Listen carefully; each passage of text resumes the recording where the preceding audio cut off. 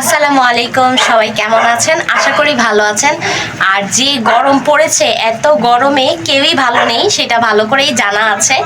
Just ভিডিওটা শুরু করার জন্যই বললাম, আমি নিজেও ভালো নেই এত গরমে।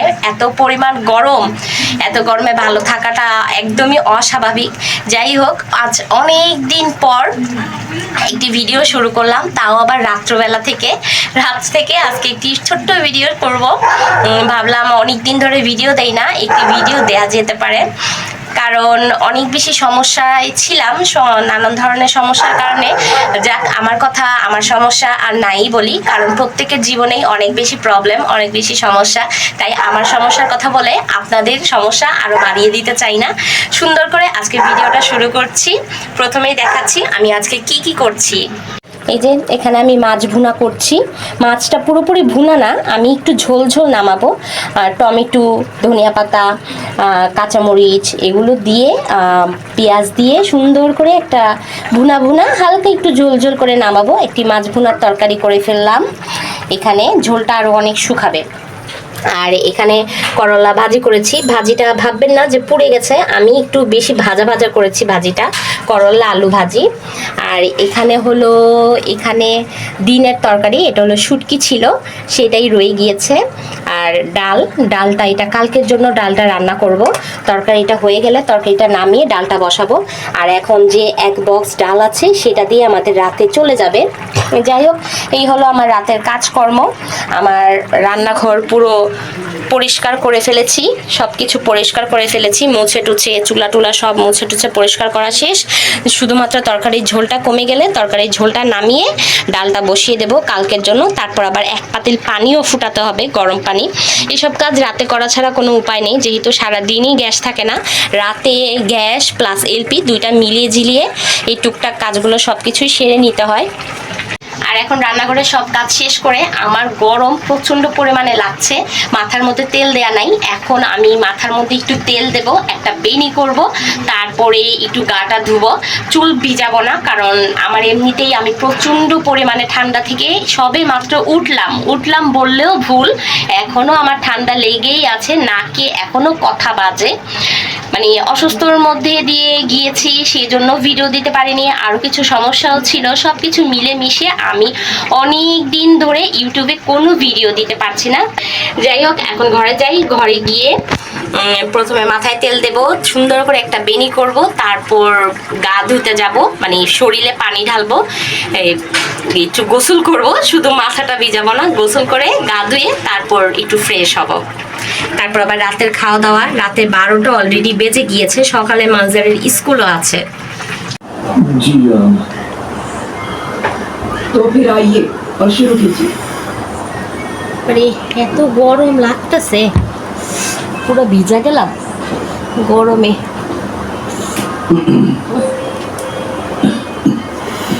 क्या हुआ, पानी पी लीजिए। মানজার গেঞ্জিটা খুলে বসো না। এই মানজার, এত গরমে গেঞ্জিটা খুলে বসো। कंप्लेंट किस दिन फाइल हुई थी? 15 नवंबर सुबह 10:30 बजे। হালকা করে अपराध किस दिन हुआ? 14 नवंबर शाम বেশি 5 से অতিরিক্ত 6 তেল बजे। দিলেও গরম লাগে, आपने তেল না দিলেও গরম লাগে। মহাবিপদ, डर गए थे कि उसकी दिले जिंदगी खराब गरम, है। ना दिले इसलिए गरम। उन्होंने कंप्लेंट नहीं की। और जब पता चला कि हॉस्पिटल एडमिशन के लिए पुलिस कंप्लेंट जरूरी है तब हुआ है, इसीलिए देरी हुई। মুখ টুক একবারে কালো হয়ে আছে গরমে।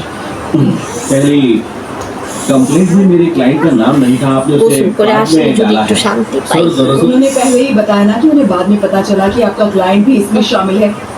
आप सीधे पॉइंट पर आइए। মানজার এরকম কেন করতেছো? डीएनए চেহারাটা একবারে नहीं हुई थी ना? नहीं ঘামে, हुई थी ना? মানে जी सर, পুরো वो मैच কালো नहीं हुई। হয়ে গেছে। विक्टिम की ही कुछ साबित किया है, क्या फैसला लेना है वो मैं तय करूंगी। ऊपर वाले जाने अब क्या बिल फैसला करा लेंगे। शेष वहाँ मुझे हमार- केस कब का हाथ में उसका पता नहीं क्या फैसला लेंगे। একদম সোজা গোসল করে ফ্রেশ হয়ে চলে এসেছি। আর যেহেতু আমার চুলটা বেনি করা ছিল, ভিজে যেতে পারে, তাই আমি বেনি করে আবার চুলটাকে এরকম করে উপরে কাটা বেঁধে তারপর গোসল করেছি। এইভাবে কারা কারা করেন আমাকে জানাবেন। আমি কিন্তু যখন চুল ভিজানোর ইচ্ছা থাকে না, তখন আমি চুল বেনি করে এরকম করেই গোসল করে নেই। যাই হোক, এখন গোসল করাতে অনেক বেশি ফ্রেশ লাগছে। এখন একটু মুখে ক্রিম লাগিয়ে নিচ্ছি। রাত্রিবেলা গোসল করলে না রাতের ঘুমটা অনেক বেশি ভালো হয়, তাই না? কিন্তু সবসময় তো করা সম্ভব হয় না, যেহেতু ঠান্ডা লেগে যায়, তাই আমি সবসময় চাইলেও করতে পারি না। তারপরও প্রায় সময়ই করে থাকি, যেহেতু রাতের ঘুমটা ভালো হয়। গোসল করার সময় অনেক ফ্রেশ ফ্রেশ লাগে নিজেকেও। ফ্রেশ ট্রেশ হয়ে এখন মানজারকে খাওয়াতে বসালাম। রাতেবেলা বেশিরভাগ আমি ওকে খাইয়ে দিই, যেহেতু ওর খেতে খেতে অনেক বেশি লেট হয়।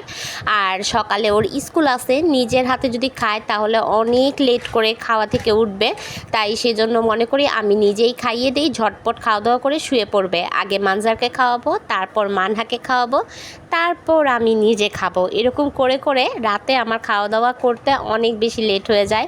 যাই হোক, করার কিছু নাই, মানজারকে আগে ভাগে সবসময় খাইয়ে দেওয়ার চেষ্টা করি, যেহেতু ও ঘুমিয়ে যাবে আগে আগে।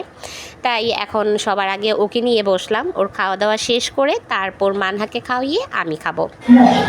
আসসালামু আলাইকুম, গুড মর্নিং সবাইকে। এখন হলো নেক্সট ডে মর্নিং। ঘুম থেকে উঠে মুখ হাত ধুয়ে ফ্রেশ হয়ে নিলাম।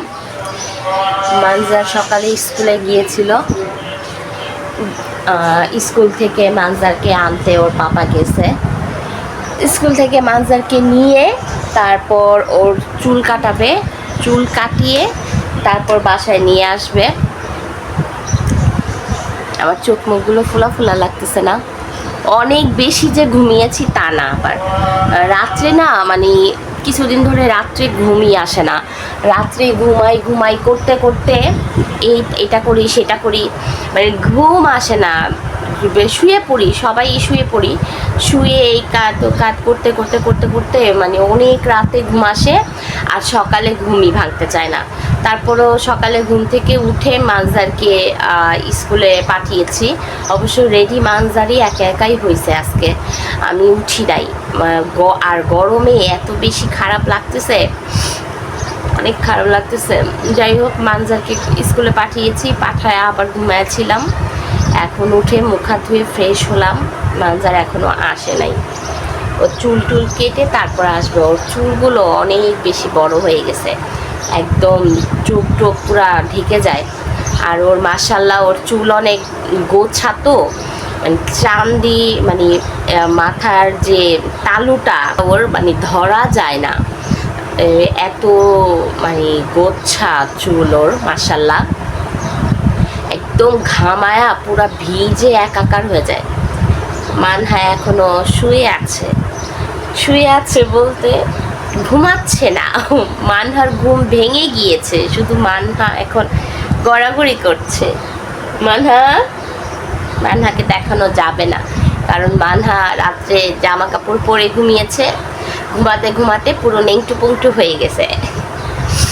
আমি মুখ হাত ধুলাম, ফ্রেশ হলাম। এখন একটু টুকটাক কাজ করি ওরা আসার আগে। রাতে কাপড় চোপড় মেলে ঘুমাইছিলাম, এখন এগুলা নেই, এগুলা ভাঁজ করতে হবে। এই যে বারান্দা ভরা কাপড় চোপড়, এই যে কাপড় চোপড়গুলো ঘরে নেই, যা যা শুকিয়ে গেছে এগুলা নিয়ে এগুলা ভাঁজ করি। ওরা আসার আগে আগে যতটুকু করতে পারি কাজ গুছিয়ে রাখি। দেখেন বাইরে কি পরিমাণে রোদ, একবারে রোদে ভরা, একদম চারিপাশ মনে হয় ফেটে যাচ্ছে রোদে।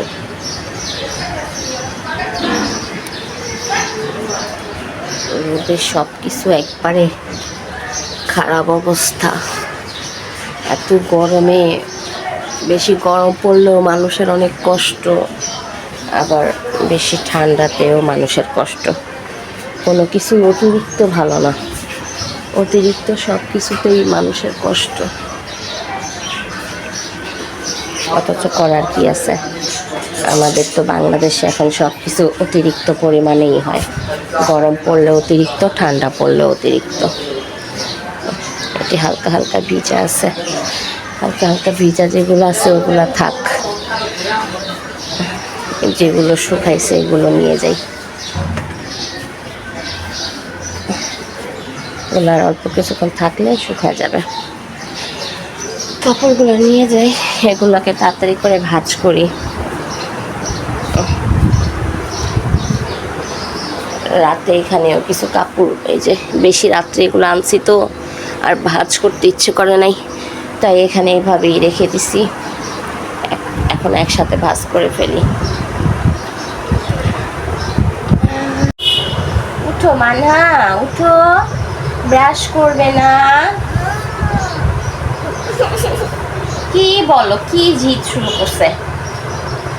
ঘুমের বিছানায় থেকেই উনার জিদ শুরু হয়ে যায়, কি বলে না বলে কিছুই বুঝতেছি না।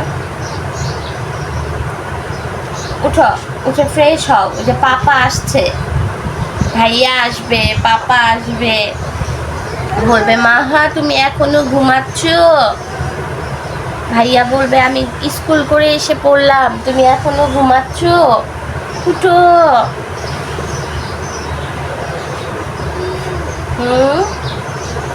উঠো উঠো। ওই যে পাপা এসে পড়ছে, ভাইয়া এসে পড়ছে।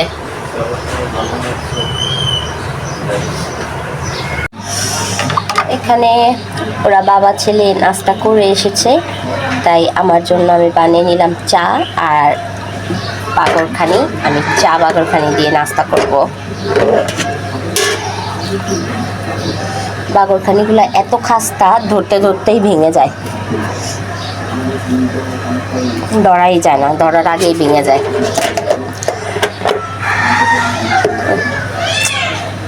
তো এটা আমার নাস্তা, চা আর বাগরখানি। মাথা মুছো, পুরা ভিজা। মাথাটা তাড়াতাড়ি ঘরটাও ভিজতেছে, তাপটা বেশি, রোদের হিট বেশি, এই জন্য সাদা। রোদের তাপ বেশি, দেখো না কি রোদ উঠছে।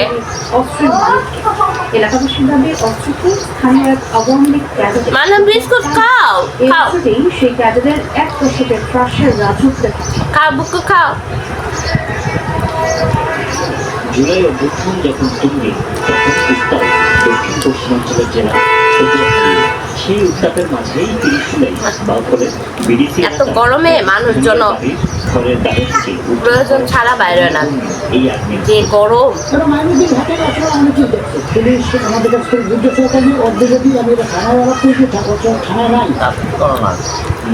ইসলাম যুবলীগের সদস্য নিজেদের কাছে পরিচিত আওয়ামী লীগ ক্যাডার হিসেবে তাতে করো, মাথাটা মুছো, ঠান্ডা লাগবে তো। ব্যাকআপ ভাই বোনের গোসল শেষ, মানহা ব্রাশ করতে যায়, গোসল করে আসছে ভাইয়ের সাথে।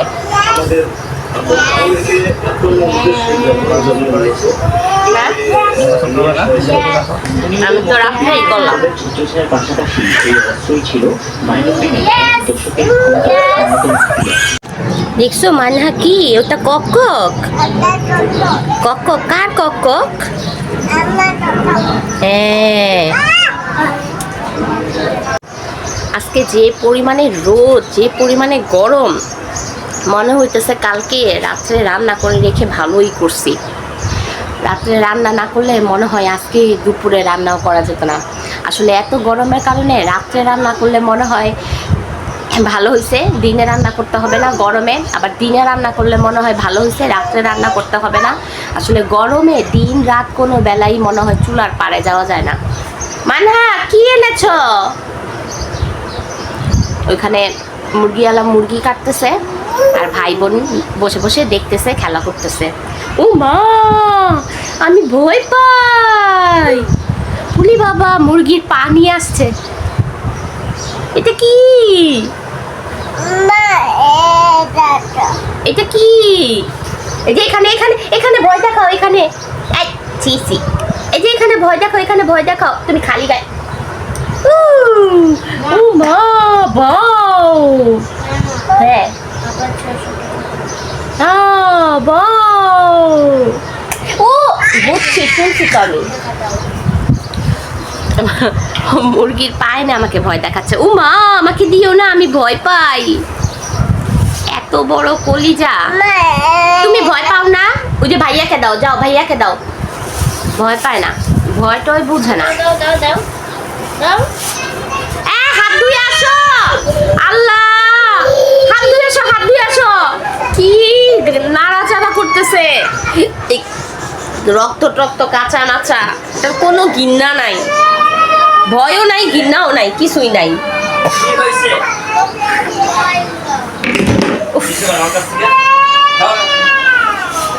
নিয়ে নিছে মানজার, এর জন্য এখন কান্না শুরু করছে। মানজার কেন নিয়ে নিল, ওই মানে ওগুলা নাড়াচাড়া করবে।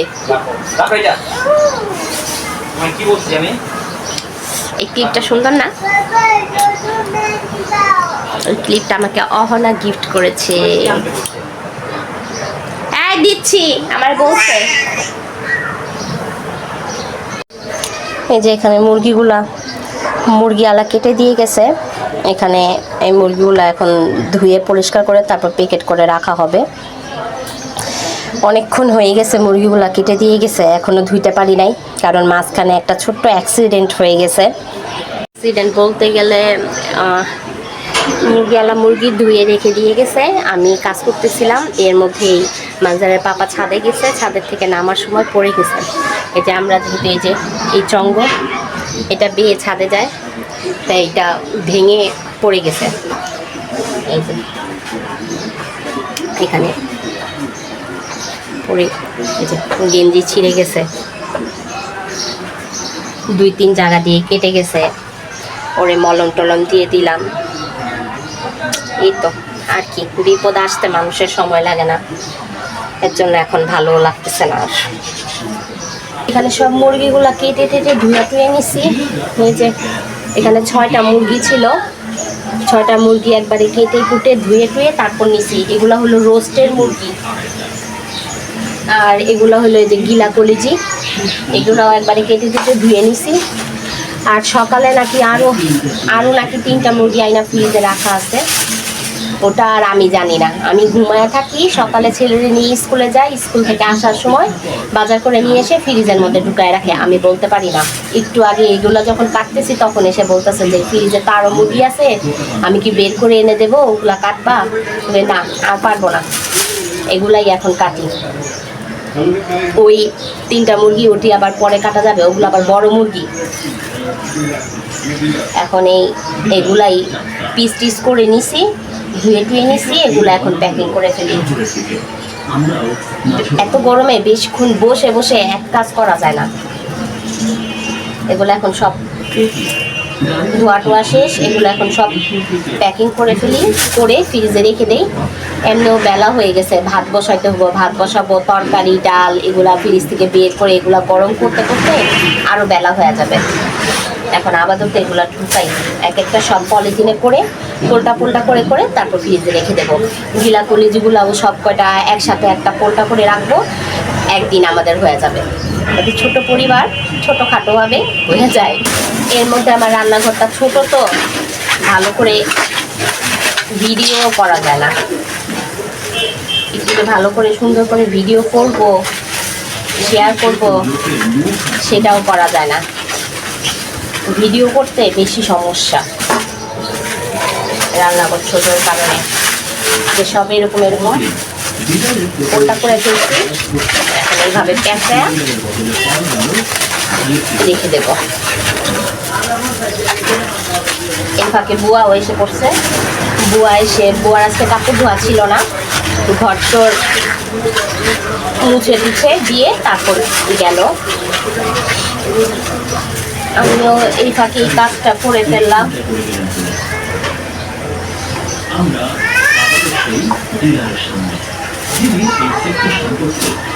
এই মুরগিগুলা তো কাটা শেষ, এখন ফ্রিজের মুরগিগুলা আবার একদিন বের করে কাটা নেব। আসলে বাজার গুছানো, বাজার কুটা কাটা এগুলা শেয়ার করা যায় না, মানে এক হাতে সব করতে হয়, তো এগুলা শেয়ার করতে গেলে অনেক বেশি লেট হয়ে যায়। ক্যামেরা সেট করাতে প্রবলেম। এই যে পিছনে জানালা, এই জানালা দিয়ে আলো করে পুরো চেহারা নষ্ট। যেখানে ক্যামেরা সেট করতে যাই ওখানেই দেখা যায় পিছন দিয়ে একদম এতগুলো আলো বের হয়ে পুরা চেহারা নষ্ট হয়ে যায়।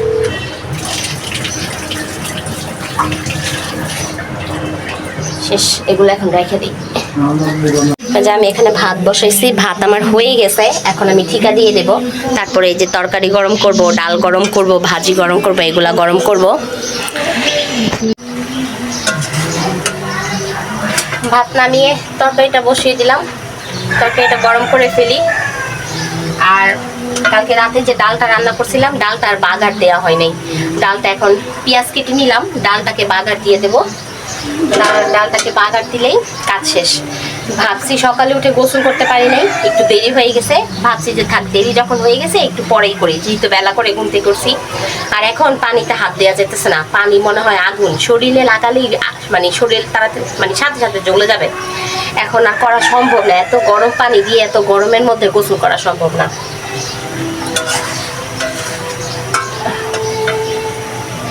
আর মানহা শুধু আমার আগে পিছে ঘুরঘুর করতেছে। ওর এখন একটু ঘুমের ভাব আসছে, ঘুমাবে, তাই শুধু আমার আগে পিছে ঘুরতেছে যে ওরে নিয়ে একটু শুইলে ওই ঘুমাবে।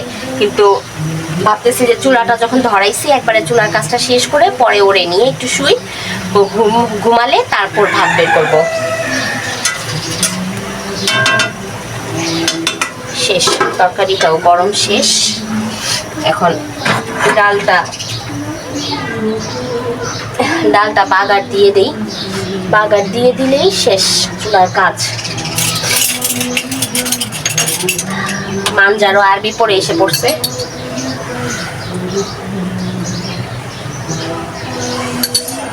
উফ, বাইরের তাপটা যদি দেখাতে পারতাম তাহলে বুঝতে পারতেন কি গরম। আর বুঝতে পারারই কি আছে, সব জায়গায় একই তো অবস্থা, সবাই টের পাচ্ছেন জানি। এই যে বাইরে সমানে রোদে খা করতেছে, এখান দিয়ে মনে হয় সেরকম একটা বোঝা যায় না, এখান দিয়ে মানে মোবাইলে বোঝা যায় না, কিন্তু প্রচন্ড রোদ, প্রচন্ড রোদ।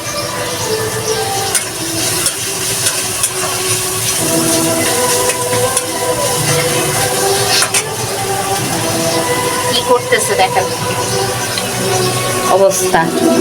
এই যে ম্যাডাম আমাকে এতক্ষণ ডাকাডাকি করছে, আমাকে পাই নাই, আমি আসি নাই। এখন উনি ওনার মন মতো ইচ্ছে মতো পানি সাবান সব নাড়ানাড়ি ঘাটাঘাটি করতেছে।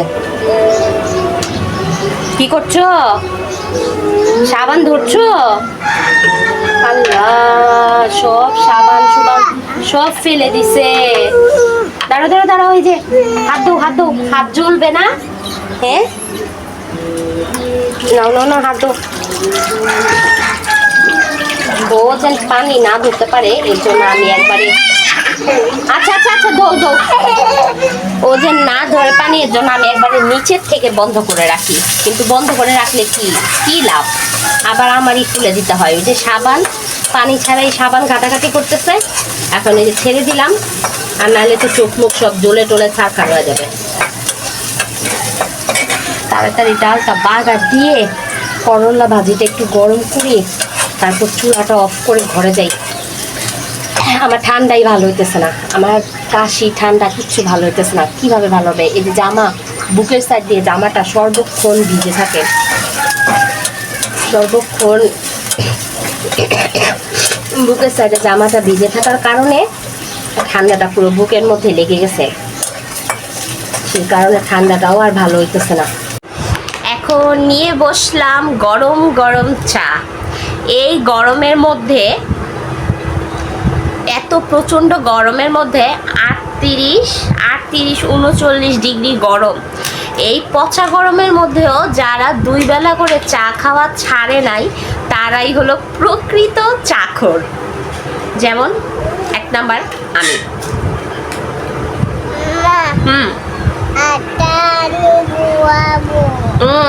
পড়ো, যায় না দেখে দেখে পড়ো।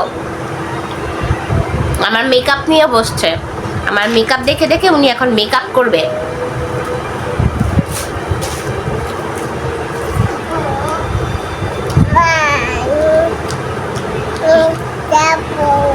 ওই যে ভাইয়াকে পড়াও, যাও ভাইয়াকে পড়াও।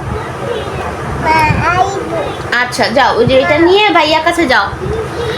দুপুরে খাওয়া দাওয়া করার আগে আপনাদের সাথে কথা হয়েছে, খাওয়া দাওয়া করার পর আর আপনাদের সাথে গল্প করা হয় নাই, কারণ খাওয়া দাওয়া করে একটা মানে খেতে বসার আগেই একটা সুন্দর হিন্দি ছবি ছাড়ছিলাম, সেইটা দেখতে দেখতে খাওয়া দাওয়া আমি খেয়েছি, সেটা দেখতে দেখতেই মানহাকে খাইয়েছি। খাওয়া দাওয়া করে একটু ভাবছিলাম ঘুমাবো, কিন্তু ছবিটা শেষ হচ্ছে না, ছবিটা শেষ করব বলতে বলতে তারপর ছবি শেষ হওয়ার জন্য অপেক্ষা করতে করতে দেখি 6টাই বেজে গেছে।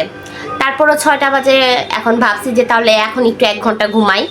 চলে গেছে কারেন্ট গিয়ে কারেন্ট আসছে 1 ঘন্টা পর। কারেন্ট আসার পর এটা সেটা করতে করতে আর ঘুমানো আর হইল না আজকে। এখন চা নিয়ে বসলাম। চাখোর মানুষ তো, মানে সময় দেখে 2 বেলা চা না খেলে ভালো লাগে না।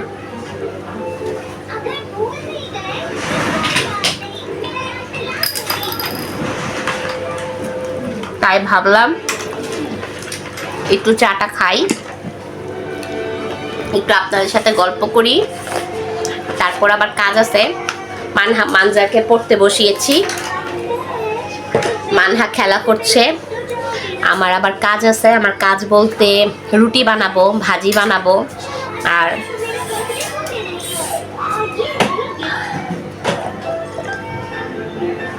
রান্না চিন্তা করতেছি রান্না কি এখন রাতে করব নাকি রাতটা কোনো রকম।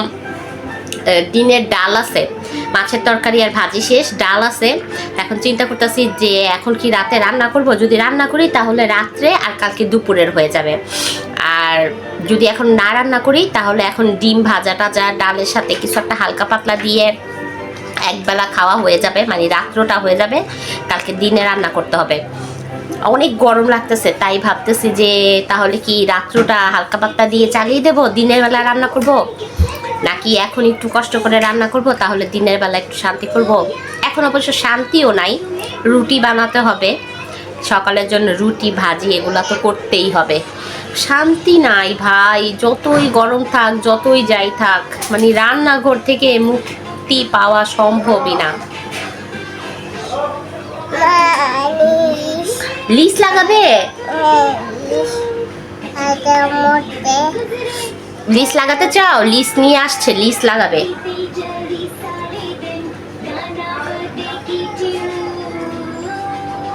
আজকে অনেকবার চিন্তা করছি, মানে সাউন্ডটা কমাও। আজকে অনেকবার চিন্তা করছি যে গরমে আর ভালো লাগতেছে না, ভিডিওটা এখানেই শেষ করে দেই, গরমের কারণে ভিডিও করতে ইচ্ছে করে না। আসো আমি তোমাকে লিস লাগিয়ে দিই, লিস নিয়ে আসছে, লিস লাগাবে, লিস আসো আমি লাগিয়ে দিই, যেখানে বসে বসে লাগিয়ে দিই। হ্যাঁ, এই যে আমার মা লিস লাগাবে,